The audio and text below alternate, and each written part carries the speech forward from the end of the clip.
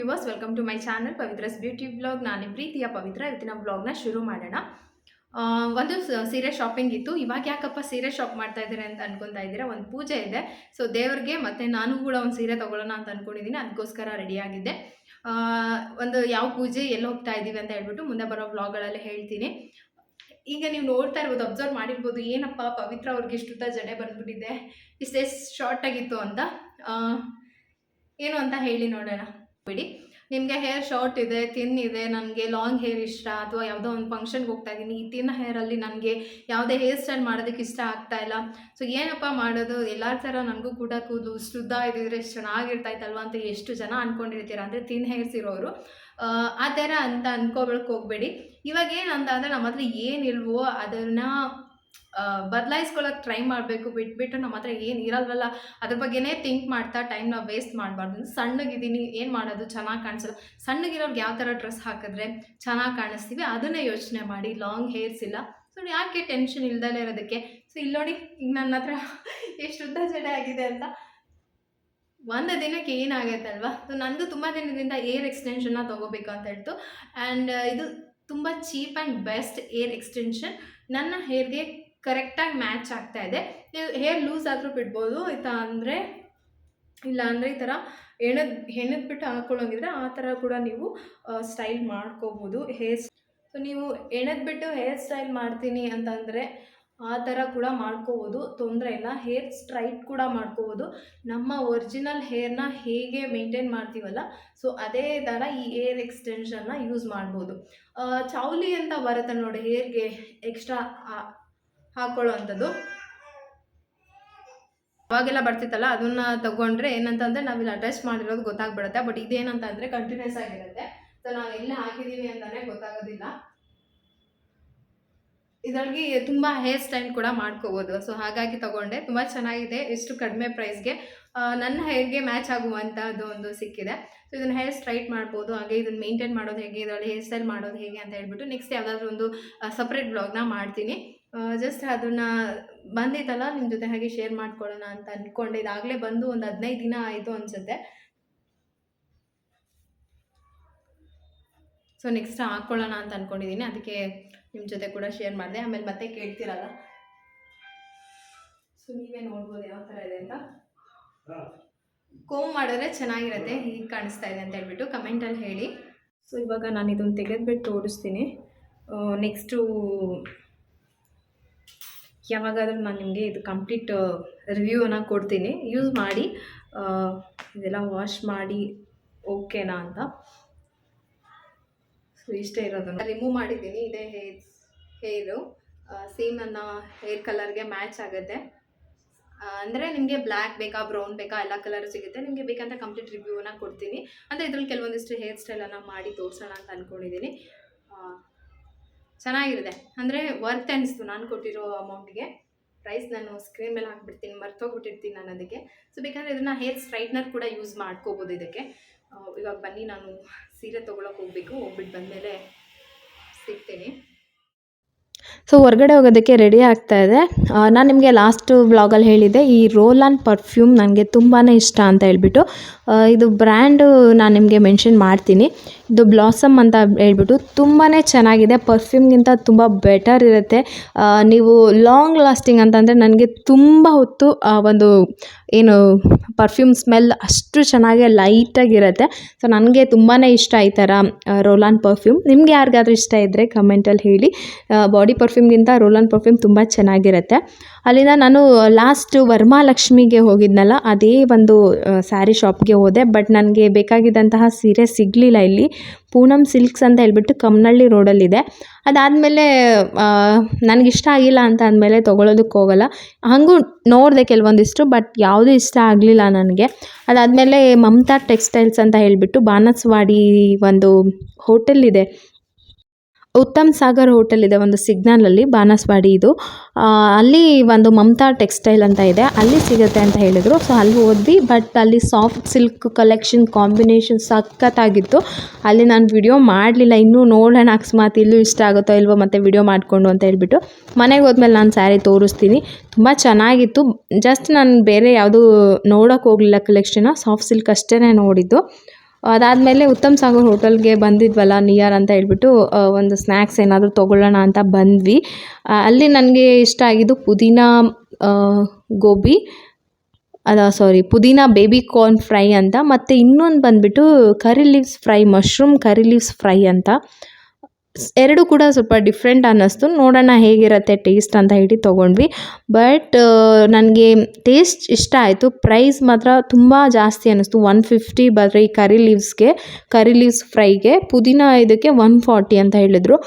ನನ್ನ ಹಸ್ಬೆಂಡ್ ಅದು ಒಂದು ಪಾಕೆಟ್ ಮಶ್ರೂಮ್ 45 ರುಪೀಸ್, ಮನೇಲೇ ಟ್ರೈ ಮಾಡಿದರೆ ಕಡಿಮೆ ಇದರಲ್ಲಿ ಆಗ್ತಾಯಿತ್ತು ಅಂತ, ಟೇಸ್ಟು ಇರ್ತಿತ್ತು ಅಂತ. ನೋಡೋಣ ನಾವು ಯಾವಾಗಾದರೂ ಟ್ರೈ ಮಾಡ್ತೀವಿ. ಹೋಟೆಲಲ್ಲಿ ಒಂದು ರೀಸನಬಲ್ ಪ್ರೈಸಲ್ಲಿ ಕೊಡ್ಬೋದು. ಯಾಕೆ ಅಂತಂದರೆ ಅವರು ಕ್ವಾಂಟಿಟಿನ ಕಡಿಮೆ ಮಾಡೋದಿಲ್ಲ, ಜಾಸ್ತಿ ಮಾಡಿರ್ತಾರೆ. ಸೊ ಅದಕ್ಕೆ ಸ್ಪೆಷಲ್ಲಾಗಿ ಏನು ಎಕ್ಸ್ಟ್ರಾ ಮಾಡೋ ಹಾಗಿರಲ್ಲ. ಮನೇಲಿ ಅಂತಂದರೆ ಪ್ರತಿಯೊಂದನ್ನು ಸಪ್ರೇಟಾಗಿ ತೊಗೊಂಡು ಬಂದು ಮಾಡಬೇಕಾಗತ್ತೆ. ಬಟ್ ಎವ್ರಿ ಡೇ ಮಾಡೋರು, ಬಟ್ ತುಂಬ ಕಾಸ್ಟ್ಲಿ ಅಂತ ನನಗನ್ನಿಸ್ತು. ₹150 ಬರೀ ಒಂದು ಮಶ್ರೂಮ್ ಕರಿ ಲೀವ್ಸ್ ಫ್ರೈಗೆ. ಜಸ್ಟು ಒಂದು 3 ಸ್ನ್ಯಾಕ್ಸ್ಗೆ 330 ರುಪೀಸ್ ಆಯಿತು. ಬಟ್ ಏನೂ ಮಾಡೋಕ್ಕಾಗಲ್ಲ, ಹೊರಗಡೆ ಪ್ರಪಂಚನೇ ಕಾಸ್ಟ್ಲಿ ಆಗಿಬಿಟ್ಟಿದೆ. ಟೇಸ್ಟ್ ವೈಸ್ ತುಂಬ ಚೆನ್ನಾಗಿತ್ತು, ನಾವು ಟ್ರೈ ಮಾಡ್ಬೋದು ಅನಿಸ್ತು. ಈಗ ಕರಿಬೇವಿನ ಸೊಪ್ಪಲ್ಲಿ ಮಶ್ರೂಮ್ ಫ್ರೈ ಮಾಡ್ಬೋದು ಅಂತಲೇ ಗೊತ್ತಿರಲಿಲ್ಲ. ನಾನು ಟ್ರೈ ಮಾಡೋಣ ಅಂತ ಅಂದ್ಕೊಂಡಿದ್ದೀನಿ. ನೋಡೋಣ ನೆಕ್ಸ್ಟ್ ಯಾವಾಗಾದರೂ ಟ್ರೈ ಮಾಡಿದ್ರೆ ನಿಮ್ಮ ಜೊತೆ ಶೇರ್ ಮಾಡ್ಕೋತೀನಿ. Taste wise awesome, price wise costly. ಈ ದುನಿಯಾನೇ ಕಾಸ್ಟ್ಲಿ ಆಗಿಬಿಟ್ಟಿದೆ. ಇದೊಂದು ಕಾಸ್ಟ್ಲಿ ಅಂದರೆ ಏನು ಪ್ರಯೋಜನ ಅಲ್ವಾ? ಸೊ ಅಲ್ಲಿಂದ ಮನೆಗೆ ಬಂದು ಪ್ರಗತಿಗೆ ಇವಾಗ ರೀಸೆಂಟ್ 1 ವೀಕಿಂದ ಟ್ಯೂಷನಿಗೆ ಹಾಕಿದ್ದೀನಿ. ಮನೇಲಿ ಸ್ವಲ್ಪ ಕಷ್ಟ ಆಗ್ತಾಯಿತ್ತು ಅವ್ರಿಗೆ, ಸ್ಟಡೀಸ್ಗೆಲ್ಲ ನನಗೆ ಟೈಮ್ ಕೊಡೋದಕ್ಕೆ ಆಗ್ತಾ ಇರಲಿಲ್ಲ. ಪ್ರೀತಮ್ ಅವ್ರಿಗೆ ಏನಾದರೂ ಹೇಳ್ಕೊಡ್ಬೇಕು ಅಂದರೆ ಪ್ರೀತಮ್ ತುಂಬ ಡಿಸ್ಟರ್ಬ್ ಮಾಡ್ತಾಯಿದ್ದ. ಸೊ ಹಾಗಾಗಿ ಏನಾದರೂ ಡೌಟ್ಸ್ ಇದ್ದರೆ ಕಷ್ಟ ಅಂತ ಹೇಳ್ಬಿಟ್ಟು ಟ್ಯೂಷನ್ಗೆ ಹಾಕಿದ್ದೆ. ಅವರು 6 ಬರ್ತಾರೆ. ಸೊ ಅಲ್ಲಿ ಬಂದ ತಕ್ಷಣ ಇಲ್ಲ, ನಾನು ಶಟಲ್ ಕಾಕಿಗೆ ಟೈಮ್ ಸ್ಲಾಟ್ ಮಾಡಿ ಬಂದುಬಿಟ್ಟಿದ್ದೀನಿ, ನಾನು ಟೈಮಿಂಗ್ಸ್ ಬರೆದು, ಪ್ಲೀಸ್ ಮಮ್ಮಿ ಬನ್ನಿ ಅಂತ. ಅವ್ರ ಫ್ರೆಂಡ್ ಕೂಡ ಯಾರೂ ಇರಲಿಲ್ಲ. ಸರಿ ಆಯಿತು ಅಂತ ಹೇಳ್ಬಿಟ್ಟು ಸ್ಯಾರಿ ತೊಗೊಂಡು ಬಂದು ಸ್ನ್ಯಾಕ್ಸ್ ತಿಂದ ತಕ್ಷಣವೇ ಬಂದು ಶಟಲ್ ಕಾಕ್ ಆಡಿದ್ವಿ. ಮಕ್ಕಳು ಕೇಳಿದರೆ ಏನೇ ಆದ್ರೂ ಅವರು ಅರ್ಥ ಮಾಡ್ಕೊಳಕ್ಕಾಗಲ್ಲ. ನಂಗೆ ಆಲ್ಮೋಸ್ಟ್ ಟಯರ್ಡ್ ಆಗಿತ್ತು, ಮತ್ತು ಅಡುಗೆ ಬೇರೆ ಮಾಡಬೇಕಿತ್ತು. ಇಲ್ಲಿ ಆಟ ಆಡೋದ್ರೆ ಕಾಲು ನೋವಾಗುತ್ತೆ ಬೇಡ ಅಂತ. ಆದರೆ ಅವ್ರು ಅರ್ಥ ಮಾಡ್ಕೊಳ್ಳಲ್ಲ, ಏನೂ ಮಾಡೋಕ್ಕಾಗಲ್ಲ ಅಲ್ವಾ? ಸೊ ಫ್ರೆಂಡ್ಸ್, ಇವತ್ತು ಮತ್ತೆ ಶಟಲ್ ಕಾಕ್ ಆಡೋದಕ್ಕೆ ಬಂದಿದ್ದೀವಿ. ಪ್ರಗತಿ ಬೆಟರ್ ಇವಾಗ, ನೆನೆಗಿಂತ ಬೆಟರ್. ಒಂದು 2-3 ಕಾಕ್ನ ಕಂಟಿನ್ಯೂಸ್ ಆಗಿ ಹೊಡೆದ್ರು. ಸೊ ಡೈಲಿ ಬಂದು ಆಡಿದ್ರೆ ಬರುತ್ತೆ ಅಂತ ಹೇಳ್ದೆ. ಸೊ ಇವಾಗ ನೀನೇ ಬಾ ಡೈಲಿ ಆಡೋದಕ್ಕೆ ಅಂತ ಪ್ರೀತಮ್ನ ಮನೇಲಿ ಮಲಗಿಸ್ಬಿಟ್ಟು ಸೊ ಹಾಗೆ ಬಂದ್ವಿ. ಸೊ ರೆಸ್ಟ್ ಬೇಕು ಅಂತ ಅಂದ್ಬಿಟ್ಟು ಈಗಾಗಲೇ ಮಮ್ಮಿ ಅಂತ ಇದ್ದಾರೆ ನೋಡಿ. ಸೊ ಅಲ್ಲಿಂದ ಸ್ಯಾರಿ ತೊಗೊಂಡು ಬಂದೆ. ಮತ್ತು ನನ್ನ ಮಗಳಿಗೆ ಅಷ್ಟೊತ್ತಿಗಾಗಲೇ 6 ಟೈಮಿಂಗ್ಸ್ ಬಂದಿದ್ದು 6 to 7. ಸೊ ಮತ್ತೆ ಬಂದು ಇಲ್ಲಿ ಆಟ ಆಡಿ ಇವಾಗ ಮತ್ತೆ ಮನೆಗೆ ಹೋಗಿ ಅಡುಗೆ ಮಾಡಬೇಕು. ಪ್ರೀತಮ್ನ ಮಲಗಿಸಿ ಬಂದಿದ್ದೀನಿ. ಸೊ ಅವ್ನು ಎದ್ದೇಳೋಷ್ಟರೊಳಗೆ ಹೋಗ್ಬೇಕಿಲ್ಲ. ಅವ್ರು ಡ್ಯಾಡಿ ಇದ್ದಾರೆ, ಎದ್ರು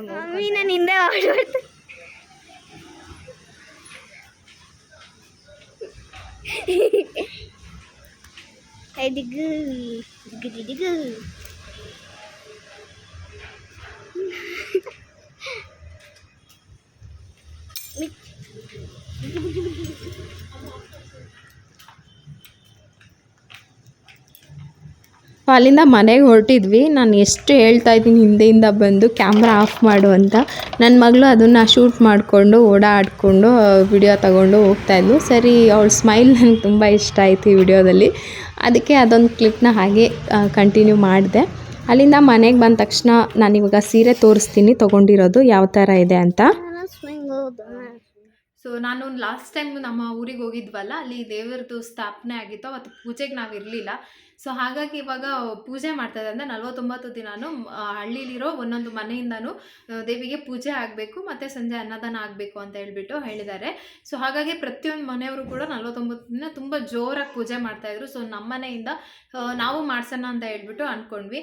ಹಾಗಾಗಿ ದೇವ್ರಿಗೆ ಒಂದು ಸೀರೆ ತೊಗೊಂಬರೋಣ ಅಂತ ಹೋಗಿದ್ದೆ. ಸೊ ಈ ಸೀರೆನ ತೊಗೊಂಡಿದ್ದೀನಿ ದೇವ್ರಿಗೆ ಅಂತ. ಪ್ರತಿಯೊಬ್ಬರೂ ಕೂಡ ಗ್ರೀನ್ ಕಲರ್ ತೊಗೊಂಡಿರ್ತಾರೆ ನನಗೆ ಗೊತ್ತು. ಬಟ್ ನಾನು ಸ್ವಲ್ಪ ಡಿಫ್ರೆಂಟಾಗಿ ತೊಗೊಂಡ್ಬಿಟ್ಟಿದ್ದೀನಿ, ಗ್ರೀನ್ ತೊಗೊಳ್ಲಿಲ್ಲ. ಹಾಗೆ ನಾನು ಈ ಕಾಂಬಿನೇಷನ್ನು ದೇವ್ರಿಗೆ ಹಾಕಿದ್ರೆ ತುಂಬ ಚೆನ್ನಾಗಿ ಕಾಣಿಸುತ್ತೆ ಅಂತ ಹೇಳ್ಬಿಟ್ಟು ಈ ಕಲರ್ನ ತೊಗೊಂಡೆ. ಇದು ಹೇಗಿದೆ ಅಂತ ಹೇಳ್ಬಿಟ್ಟು ನನಗೆ ಹೇಳಿ. ಹಾಗೆ ನಾನು ಒಂದು ತೊಗೊಂಡೆ. ಈ ಕಲರಲ್ಲಿ. ಸೊ ಇವೆರಡು ಕಾಂಬಿನೇಷನ್ ತುಂಬ ಚೆನ್ನಾಗಿತ್ತು. ಲಾಸ್ಟ್ ಟೈಮ್ ತೊಗೊಂಡಿದ್ದು ಬ್ಲೂ ಕಲರ್ ಅಮ್ಮನ ಕೊಟ್ಟಿದ್ದೆ. ಸೊ ಹಾಗಾಗಿ ಈ ಸರಿ ಈ ಕಲರ್ ಇದೇ ಇದೇ ಬಾರ್ಡರು, ಇದೇ ಪಲ್ಲು ಇತ್ತು ಅದು. ಬಟ್ ಅದು ಬ್ಲೂ ಕಲರ್ ಇತ್ತು. ಸಾರಿ, ಈ ಕಲರ್ ಬ್ಲೂ ಮತ್ತು ಗ್ರೀನ್ ಕಲರ್ ಇತ್ತು. ತುಂಬ ಚೆನ್ನಾಗಿ ಕಾಣಿಸ್ತಾ ಇತ್ತು ಅದು. ಫೋಟೋ ಎಲ್ಲ ತುಂಬ ಚೆನ್ನಾಗಿ ಬಂದಿತ್ತು ನನಗೆ. ಸೊ ಹಾಗಾಗಿ ನಾನು ಈ ಸರಿ ಈ ಥರ ಕಲರಲ್ಲಿ ತೊಗೊಂಡಿದ್ದೀನಿ, ಚೆನ್ನಾಗಿ ಕಾಣಿಸುತ್ತೆ ಅಂತ ಅಂದ್ಕೊಂಡಿದ್ದೀನಿ. ಅಂದರೆ ಈ ಎರಡು ಬ್ಲೂ ಕಲರ್ ಕಾಂಬಿನೇಷನ್ ತುಂಬ ಚೆನ್ನಾಗಿರುತ್ತೆ. ಸೊ ಹಾಗಾಗಿ ನಂದು ಓಪನ್ ಮಾಡ್ತೀನಿ, ದೇವ್ರದ್ದು ಅಲ್ಲೇ ಓಪನ್ ಮಾಡಿಸೋಣ ಅಂತ. ಸೊ ಸೇಮ್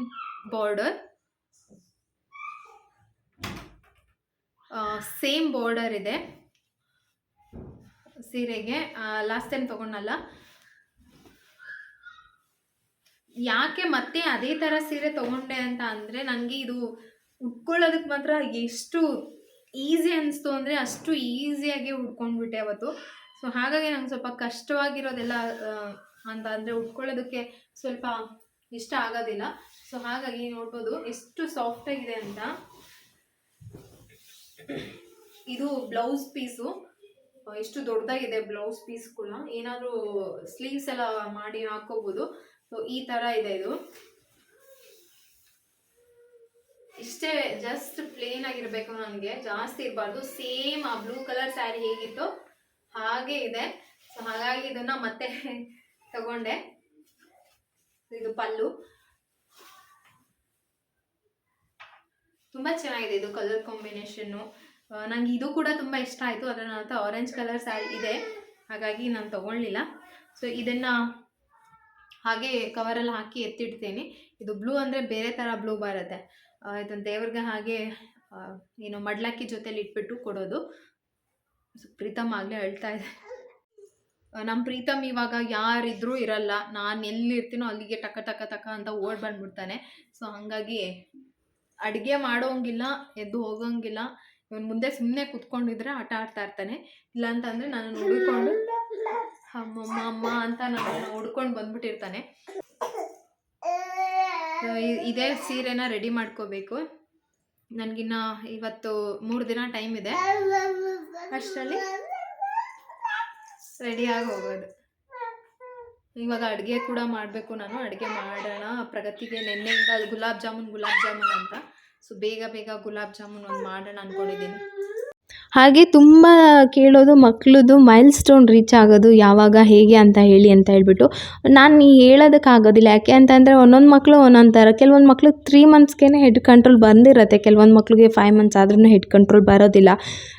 ಟಮ್ಮಿ ಟೈಮ್ ಕೊಡಬೇಕು ಹೆಡ್ ಕಂಟ್ರೋಲ್ ಬರಬೇಕು ಅಂತ ಅಂದರೆ. ಮಕ್ಳು ಹಿಂಗೆ ಎತ್ತೋದಕ್ಕೆ ಅವ್ರಿಗೆ ಸಪೋರ್ಟ್ ಇದೆಯಾ ಅಲ್ಲ ಅಂತ ಗೊತ್ತಾಗುತ್ತೆ. ನೀವು ಅದ್ರ ಬಗ್ಗೆ ದಯವಿಟ್ಟು ಗೂಗಲಲ್ಲಿ ಸರ್ಚ್ ಮಾಡಿಲ್ಲ, ನಿಮ್ಮ ಡಾಕ್ಟರ್ನ ತಿಳ್ಕೊಳ್ಳಿ, ಡಾಕ್ಟರ್ನ ಕೇಳಿ ಟಮ್ಮಿ ಟೈಮ್ ಅಂದರೆ ಏನು, ಯಾವ ಥರ ಮಾಡಬೇಕು ಅಂತ. ಆ ಥರ ಟಮ್ಮಿ ಟೈಮ್ ಕೊಟ್ಟಾಗ ಹೆಡ್ ಕಂಟ್ರೋಲ್ ಬರೋದಕ್ಕೆ ಈಸಿ ಆಗುತ್ತೆ. ಈಗ ನೋಡಿ, ಪ್ರೀತಮ್ ಏನಾದರೂ ಸಪೋರ್ಟ್ ಇಟ್ಕೊಂಡು ಓಡಾಡ್ತಾ ಇರ್ತಾನೆ, ಸೋಫಾ ಹತ್ರ ಎಲ್ಲ ಓಡಾಡ್ತಿರ್ತಾನೆ. ಕೂತ್ಕೊಳ್ಳೋಕೆ ಟ್ರೈ ಮಾಡ್ತಿದ್ದಾನೆ, ಭಯ ಆಗುತ್ತೆ ಅವನಿಗೆ ಕೂತ್ಕೊಳ್ಳೋದಕ್ಕೆ. ಸೊ ಹಾಗಾಗಿ ಹಿಂಗೆ ಅಂದ್ಬಿಟ್ಟು ಹಾಗೆ ನಿಂತ್ಕೋತಾನೆ. 10 ತಿಂಗಳಿಗೆ ಹೆಜ್ಜೆ ಇಡಬೇಕು ಅಂತಾರೆ. ಆ ಥರ ಎಲ್ಲ ಮಕ್ಕಳು ಒಂದೇ ಥರ ಇರೋದಿಲ್ಲ. ಒಂದು 2-3 ತಿಂಗಳು ಲೇಟ್ ಆದರೂ ಪರವಾಗಿಲ್ಲ. ತೀರಾ ನಿಮಗೇನೋ ಮಗುದು ಡಿಸ್ಟರ್ಬೆನ್ಸ್ ಆಗ್ತಾ ಇದೆ, ಏನೋ ಮಾಡ್ತಾ ಇಲ್ಲ ಅಂತ ಅಂದಾಗ ನೀವು ದಯವಿಟ್ಟು ಡಾಕ್ಟರ್ನ ಒಂದ್ಸರಿ ಕನ್ಸಲ್ಟ್ ಮಾಡಿ. ಬೇರೆ ಯಾರನ್ನೋ ಸಜೆಷನ್ ಕೇಳೋಕೆ ಹೋಗ್ಬಿಡಿ. ಯಾಕೆಂತಂದರೆ 5-6 ತಿಂಗಳಲ್ಲಿ ಹೆಡ್ ಕಂಟ್ರೋಲ್ ಬಂದಿಲ್ಲ ಅಂದರೆ ಕಷ್ಟ ಅಲ್ವಾ. ಸೊ ಹಾಗಾಗಿ ಡಾಕ್ಟರ್ನ ಕೇಳೋದು ತುಂಬ ಒಳ್ಳೆಯದು. ಈಗ ಬೆಂಡೆಕಾಯಿ ಹುಳಿ ಅಂತ ಹೇಳ್ಬಿಟ್ಟು ಒಂದು ಸಾಂಬಾರು ಥರ ಮಾಡ್ತಾಯಿದೆ. ಅದಕ್ಕೆ ಟೊಮೊಟೊ, ಸ್ವಲ್ಪ ಉಪ್ಪು, ಖಾರದ ಪುಡಿ ಹಾಕ್ಬಿಟ್ಟು ಅದನ್ನು ಕೈಯಲ್ಲೇ ಸ್ವಲ್ಪ ಸ್ಮ್ಯಾಶ್ ಮಾಡ್ಕೊಳ್ಳಿ, ಬೇಗ ಕ್ವಿಕ್ಕಾಗಿ ಆಗುತ್ತೆ. ಇದು ಯಾವುದೇ ಒಂದು ರೆಸಿಪಿ ಆಗಲಿ ತುಂಬ ವೆರೈಟಿಲಿ ಮಾಡ್ಕೋಬೋದು. ಇದೇ ಬೆಂಡೆಕಾಯಿ ಗ್ರೇವಿನ ಇನ್ನೊಂದು ಥರನೂ ಮಾಡ್ತಾರೆ, ಸೇಮ್ ಪ್ರೊಸೀಜರ್, ಆದರೆ ಈ ಥರ ಮಾಡಲ್ಲ. ನಿಮಗೆ ಕರಿ ಇದೇನು ಬೆಂಡೆಕಾಯಿ ಹುಳಿ ಅಂತ ಏನಾದರೂ ಈ ಥರ ಬೇಕಂತಂದರೆ ಹುಳಿಯಾಗಿ ಚೆನ್ನಾಗಿರುತ್ತೆ. ಸಾಂಬಾರು ಥರನೇ ಇರುತ್ತೆ, ಬೇಗ ಆಗುತ್ತೆ. ಸಾಂಬಾರು ಅಂದರೆ ಬೇಳೆ ಎಲ್ಲ ಬೇಯಿಸಿ ಮಾಡ್ತೀವಿ, ಬಟ್ ಇದಕ್ಕೆ ಬೇಳೆ ಏನೂ ಹಾಕೋದಿಲ್ಲ. ಒಂದೇ ಒಂದು ನಿಂಬೆಹಣ್ಣು ಗಾತ್ರದಷ್ಟು ಹುಣಸೆ ಹಣ್ಣನ್ನು ನೆನೆ ಹಾಕಿದ್ದೆ. ಅದನ್ನು ರಸ ಎಲ್ಲ ತೆಗೆದುಬಿಟ್ಟು ಅದನ್ನು ಕೂಡ ಮಿಕ್ಸ್ ಮಾಡ್ಕೊತೀನಿ. ಈಗ ಒಗ್ಗರಣೆ ಹಾಕ್ಕೊಳ್ಳೋಣ. ಎಣ್ಣೆಗೆ ಸ್ವಲ್ಪ ಸಾಸಿವೆ, ಜೀರಿಗೆ, ಬೆಳ್ಳುಳ್ಳಿ ಹಾಕಿ ಚೆನ್ನಾಗಿ ಫ್ರೈ ಮಾಡ್ಕೊಳ್ಳಿ. ಅದಕ್ಕೆ ಸ್ವಲ್ಪ ಈರುಳ್ಳಿ, ಹಸಿರು ಮೆಣಸಿನ್ಕಾಯಿ ಹಾಕಿದ್ದೀನಿ. ಅದನ್ನು ಕೂಡ ಚೆನ್ನಾಗಿ ಫ್ರೈ ಮಾಡಿ, ಅದು ಫ್ರೈ ಆದಮೇಲೆ 1 ಸ್ಪೂನಷ್ಟು ಶುಂಠಿ ಬೆಳ್ಳುಳ್ಳಿ ಪೇಸ್ಟನ್ನು ಹಾಕ್ಕೊಳ್ಳೋಣ. ಶುಂಠಿ ಬೆಳ್ಳುಳ್ಳಿ ಪೇಸ್ಟ್ ಹಾಕಿಬಿಟ್ಟು ಸುಮ್ಮನೆ ಮೇಲೆ ಹಿಂಗೆ ಫ್ರೈ ಮಾಡಿಬಿಡಿ. ಆಲ್ಮೋಸ್ಟ್ ಅದು ರಾಸ್ ಮೇಲೆ ಏನಿದೆ ಇದೆ ಶುಂಠಿ ಬೆಳ್ಳುಳ್ಳಿದು, ಅದು ಹೋಗೋ ತನಕನೂ ನೀವು ಫ್ರೈ ಮಾಡಬೇಕು, ಆವಾಗಲೇ ಟೇಸ್ಟ್ ಚೆನ್ನಾಗಿ ಬರೋದು. ಅದಕ್ಕೆ ಚಿಟಿಕೆ ಅರಿಶಿನ ಹಾಕಿದ್ದೀನಿ, ಸ್ವಲ್ಪ ಉದ್ದುದ್ದು ಕಟ್ ಮಾಡಿದ್ದಂಥ ಬೆಂಡೆಕಾಯಿ ಹಾಕ್ಕೊಂಡಿದ್ದೀನಿ. ಈ ವೀಕಿಗೆ ಅಂತ ಹೇಳ್ಬಿಟ್ಟು ಬೆಂಡೆಕಾಯಿ ತರಿಸಿದ್ದೆ. ಅದಕ್ಕೆ ನಾನು ರೆಡಿ ಮಾಡಿಟ್ಟಿದ್ದಂಥ ಏನು ಟೊಮೊಟೊ ರಸನ ಹಾಕೋತಾ ಇದ್ದೀನಿ. ಇವಾಗ ಸಾಂಬಾರಿಗೆ ಎಷ್ಟು ಬೇಕೋ ಅಷ್ಟು ನೀವು ನೀರನ್ನು ಹಾಕ್ಕೋಬೋದು. ಸ್ವಲ್ಪ ಗಟ್ಟಿಗೆ ಮಾಡಿಕೊಂಡ್ರೆ ಚಪಾತಿ ಜೊತೆನೂ ತಿನ್ಬೋದು. ಇದಕ್ಕೆ ನಾನು ಸ್ವಲ್ಪ ಸಾಂಬಾರು ಪುಡಿಯನ್ನು ಹಾಕ್ಕೋತೀನಿ, 1 ಸ್ಪೂನಷ್ಟು. ಮನೆಯಲ್ಲಿ ನಾರ್ಮಲ್ ಸಾಂಬಾರು ಪುಡಿ ಏನು ಯೂಸ್ ಮಾಡ್ತೀವೋ ಅದನ್ನೇ ಯೂಸ್ ಮಾಡಿದ್ರೆ ಸಾಕಾಗುತ್ತೆ. ನಿಮ್ಗೆ ಇನ್ನೂ ಸ್ವಲ್ಪ ಟೇಸ್ಟ್ ಡಿಫ್ರೆಂಟಾಗಿ ಬೇಕಂತಂದರೆ ಅದಕ್ಕೆ ಒಂದು ಸ್ವಲ್ಪ ತೆಂಗಿನಕಾಯಿ ಹಾಲನ್ನು ಹಾಕ್ಕೋಬೋದು. ತುರಿಗಿಂತ ಹಾಲು ಹಾಕಿದ್ರೆ ಚೆನ್ನಾಗಿರುತ್ತೆ. ಸಾಂಬಾರು ಏನು ಹುಳಿ ರೆಡಿ ಆಯಿತು ಬೆಂಡೆಕಾಯ್ದು. ಪ್ರೀತಮ್ಗೆ ರಾಗಿ ಸರಿ ಮಾಡೋಣ ಅಂತ ಅಂದ್ಕೊಂಡು ಮಾಡ್ತಾಯಿದ್ದೆ. ಹಾಗೆ 2 ಡೇಸಿಂದ ಪ್ರಗತಿ ಗುಲಾಬ್ ಜಾಮೂನ್ ಅಂತ ನನಗೆ ಹೇಳ್ಬೇಕಂತಂದರೆ ಕಾಲು ನಿಂತ್ಕೊಳ್ಳೋಕ್ಕೂ ಆಗ್ತಾಯಿಲ್ಲ. Shuttlecock 1 hour shuttlecock ಆಡಿರೋದು. ಸೊ ಕಾಲೆಲ್ಲ ಪೇಯ್ನ್ ಆಗ್ತಾಯಿತ್ತು. ಬಟ್ ಅವ್ಳು ಎಷ್ಟು ಇಷ್ಟಪಟ್ಟು ಕೇಳ್ತಾಯಿದ್ಲು ಅಂತಂದರೆ ಹೇಳೋಕ್ಕೆ ಆಗೋದಿಲ್ಲ.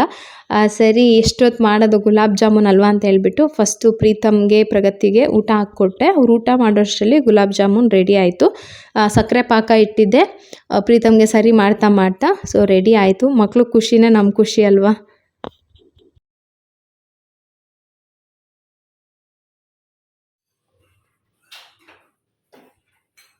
ಹ್ಯಾಪಿ